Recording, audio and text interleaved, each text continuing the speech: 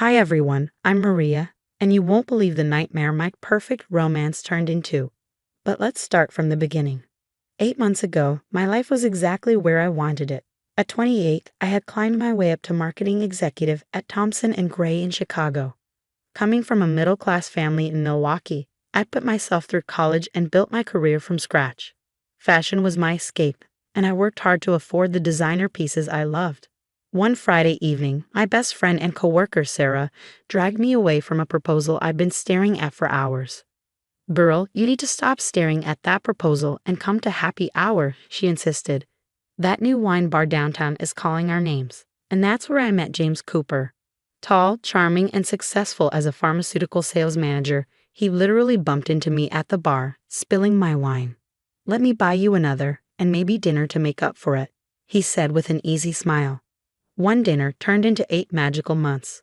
James was everything I'd dreamed of: attentive, romantic, and utterly captivated by me. When he proposed at the top of the Hancock building, I didn't hesitate for a second. "You're going to be a wonderful addition to our family," his mother Patricia gushed when I first met her. Patricia lived in a mansion in Lake Forest. She was clearly from old money. Her husband Michael was quieter, kind but reserved, and James's sister Victoria seemed distant. "Don't worry about the wedding planning, dear," Patricia said, patting my hand. "I know all the best vendors." And that's when things started to shift. "Mom, Maria really wants the reception at the Drake," Victoria argued during a planning session. "Nonsense. The country club is far more appropriate. Robert, don't you agree?" Patricia turned to her silver-haired friend, who was somehow always around. "The country club has much better connections," he replied, sharing a knowing look with Patricia. Soon, every decision became a battle. My chosen flowers were too modern. The band was too loud. Even my dress was too flashy. "Honey, maybe Mom has a point about the venue," James started saying one night. "She does know best about these things." "But it's our wedding," I protested. "Maria, dear," Patricia would chime in with a serene smile, "I'm only thinking of what's best for the family's image. You'll understand once you're part of our world." Even Sarah was starting to worry. "She's totally trying to control everything. Are you sure James is worth all this?" I kept brushing her off, insisting that everything would be fine. But doubt was creeping in. The night before the wedding, during the rehearsal dinner, Patricia cornered me. "Those shoes you chose for tomorrow, they're quite tall, aren't they?" "They're Louboutins," I replied, "my splurge for the big day." She pursed her lips. "We'll see about that." Looking back, I should have seen the warning signs. But there I was, the morning of my wedding, getting ready with Sarah and Victoria, convinced I was about to start my perfect life. If only I'd known what Patricia had planned for my special day.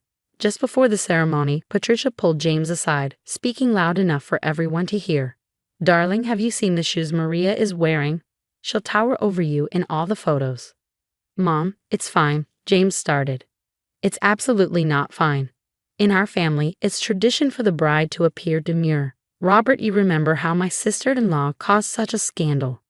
"These shoes cost me a fortune," I protested, feeling my dream day slipping away. "Babe, maybe you could just, take them off for the photos," James asked, not meeting my eyes. "You can't be serious." Sarah jumped in. "This is ridiculous," but Patricia was already announcing to the gathering guests. "In our family, we have such beautiful traditions. Maria has graciously agreed to honor them." Humiliated, I stepped out of my precious Louboutins. The cold church floor sent a shiver through me as I caught Sarah overhearing Patricia whispering to her country club friends. "Did you see how quickly she took them off? That's how you put these social climbers in their place. She needed to learn early who really runs this family." 3 weeks later, the wedding photos arrived. There was Patricia, front and center, wearing 4-inch heels taller than the ones she forced me to remove.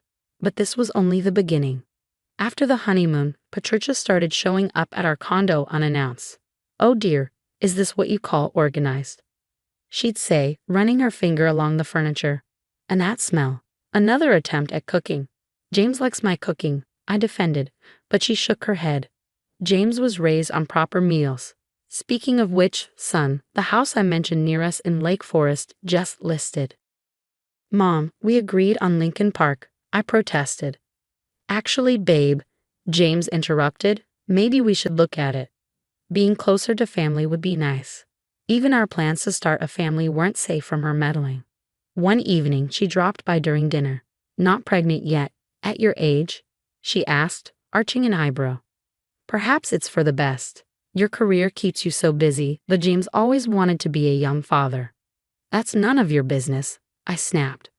Maria, James scolded, don't talk to my mother that way. She's just concerned. Later that night, he confronted me. Maybe you could cut back at work. Mom's right about starting a family. I stared at him, this man who once loved my ambition now parroting his mother's words. The barefoot bride moment had been only the beginning. Every day, I was losing more of myself, and James was letting it happen. Your career isn't everything, he continued. Your mom says, your mom says, your mom says. Do you have any thoughts of your own anymore? I asked, exhausted. That night, as we slept in separate rooms, I realized my perfect life wasn't just cracking, it was shattering. Then the truly disturbing signs began. I noticed our mail looked tampered with, and when I checked our bank statements, I found transfers I didn't recognize. Hey, did you move money from our joint account? I asked James over breakfast. Oh yeah, Mom suggested some investments. Don't worry about it. Don't worry about it, it's our money. Why does she even know our account details? I've always kept her on my old accounts, she's great with finances. That same day, my boss called me into his office. Maria, we received some concerning calls about you. Someone suggested you're planning to leave for a competitor. My blood ran cold. Who said that? They wouldn't identify themselves, but they seemed to know a lot about you. At lunch, Sarah dropped another bombshell. Girl, you need to know, Patricia's been telling everyone at the country club that you're unstable and struggling with the demands of being a Cooper. I was shaking with rage when Victoria unexpectedly showed up at my office. I can't watch this happen again, she said, looking nervous. You're not the first, you know. James was engaged before, to a girl named Rachel. What? He never mentioned her. Mom made sure he'd forget. Rachel was too independent, too career-focused. Sound familiar? Mom started with small things, criticizing her choices, monitoring her movements. By the end, Rachel was a mess. She left James a week before the wedding. That night, James and I had our biggest fight yet. Your mother is destroying our lives, I shouted. You're being paranoid. Mom would never. She's reading our mail, spreading rumors, calling my work. See, this is exactly what I mean. You're imagining things. Maybe you should talk to someone. Then came the final straw. Patricia and Robert showed up for dinner uninvited, as usual. I've been telling James about this amazing investment opportunity. Rob smiled. Guaranteed 40% returns. We're putting in most of our savings, James announced proudly. Mom's friend Robert knows his stuff. Late that night, I called Sarah. I need help investigating Robert. Something feels off. 2 days of digging, and Sarah called me back. Maria, this guy had 3 companies shut down for suspicious activity. There are forum posts warning about his investment schemes. I need to get out before it all explodes. Help me plan. Already on it. I've documented everything, the mail tampering, the unauthorized account access, the workplace harassment. My cousin's a lawyer, and my spare room is yours whenever you need it. Looking at my perfect husband, sleeping peacefully beside me, I realized he was just another puppet in Patricia's show, and I refused to be part of the performance any longer. While secretly packing my life into storage, the news broke like a tsunami. Robert was arrested, his investment firm exposed as a massive Ponzi scheme. Our savings, along with millions from other investors, had vanished. Mom, how could you let this happen? James screamed into the phone.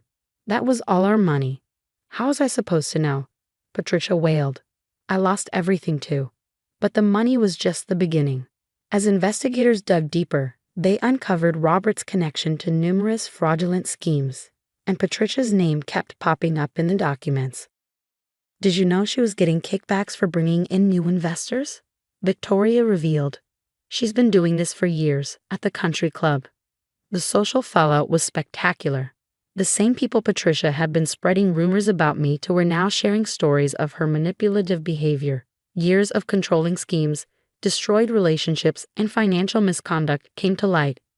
Your mother didn't just destroy our marriage, I told James, packing the last of my things. She destroyed your whole life, and you let her. Maria, please, I see it now. We can fix this. Like you fixed things when she made me walk barefoot at our wedding. When she stalked our lives. When she tried to ruin my career. No, James, I'm done. I'd already accepted the New York position. Sarah, who'd been my rock through all of this, was coming too. Her talent had caught my new boss's eye. Ready to start our new chapter, we boarded the plane together. A year later, I stood in my Louboutins, the same ones I wasn't allowed to wear at my wedding, preparing to give the keynote speech at the National Marketing Summit. My team's innovative campaign had just won its third major award. Victoria sat in the front row. She'd finally broken free from Patricia's control and moved to Boston, starting her own business. We'd grown closer than ever. Through the industry grapevine, I'd heard that James and Patricia were facing bankruptcy proceedings. Their reputation in Chicago was ruined. The mighty Coopers had fallen, destroyed by their own toxic behavior. Looking out at the audience in my designer heels, I realized that walking barefoot at my wedding wasn't just a humiliation. It was the universe showing me who these people really were. Every step I'd taken since then, every decision to stand up for myself, had led me here. Success isn't just about climbing the corporate ladder. I began my speech. It's about knowing your worth and refusing to let anyone make you feel small. My phone buzzed, another text from James, begging for reconciliation. I deleted it without reading it. Some people don't deserve a second chance to walk all over you. What would you have done when Patricia demanded you remove your shoes at your own wedding? Would you have stood your ground and risked ruining the ceremony, or complied to keep the peace like I did? Sometimes that first moment of giving in opens the door to years of manipulation. Drop your thoughts in the comments below if you've dealt with toxic in-laws. I'd love to hear your story. Don't forget to like and subscribe for more real-life stories about overcoming toxic relationships and standing up for yourself. Trust me, there's plenty more where this came from.